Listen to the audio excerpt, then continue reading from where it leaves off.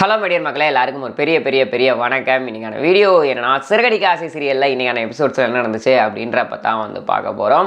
So வீட்டில் ஃபேமிலியாக உட்காந்து முத்து அவங்க அப்பா எல்லாரும் பேசிகிட்டு இருக்காங்க. மனோஜ்லாம் இருப்பாப்புல. அப்பன்னு பார்த்து ரவி வேகமாக வீட்டுக்குள்ளே வந்து முத்துவை சட்டையை பிடிச்சி ஏன்டா இப்படி பண்ண அப்படின்ற மாதிரிலாம் வந்து கேட்பாரு. முத்துவுக்கு என்னன்னே புரியாது. இவன் எதுக்கு திடீர்னு வந்து இவ்வளோ கோபம் வந்து சட்டையை பிடிச்சிக்கிட்டு இருக்கான் அப்படின்ற மாதிரி.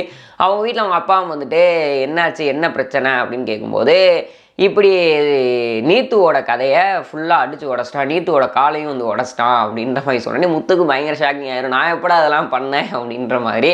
ஏன்னா அந்த பொண்ணோட கடையை நைட்டு யாரோ வந்துட்டு தீ பிடிச்சி எரிய வைக்க வச்சுருப்பாங்க. அது மட்டும் இல்லாமல் அவங்க வீட்டுக்குள்ளேயே போய் நீத்துவோட காலை வேறு அடித்து உடச்சிருப்பாங்க.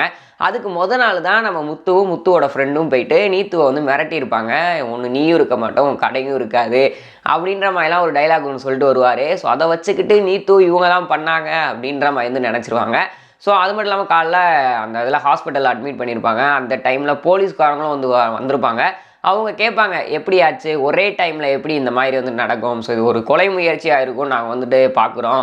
ஏன்னா கடையிலையும் இந்த ஆக்சிடென்ட் ஆகிருக்கு, உங்களுக்கும் இப்படி ஆயிருக்குல்ல, இது வந்துட்டு யாராவது பண்ணியிருக்காங்கன்னு நினைக்கிறீங்களா, யார் மேலே கம்ப்ளைண்ட் கொடுக்குறீங்களா அப்படின்னு கேட்டதுக்கு நீத்து உடனே ரவியை பார்த்துட்டு, இல்லை நான் யார் மேலேயும் கம்ப்ளைண்ட் கொடுக்கல, இப்படி கடை வந்துட்டு ஃபயர் ஆகிடுச்சுனாங்க, அந்த பதட்டத்தில் கிளம்பும்போது கீழே விழுந்து கால் உடஞ்சி போச்சு அப்படின்ற மாதிரி சொல்லிடுவாங்க. பட் ஆனால் ரவியை கூப்பிட்டு உங்கள் அண்ணன் தான் பண்ணார், உங்கள் அண்ணன் தான் மிரட்டிட்டு போனார், அவர் தான் பண்ணியிருப்பார் அப்படின்ற மாதிரி வந்து சொல்லிடுவாங்க.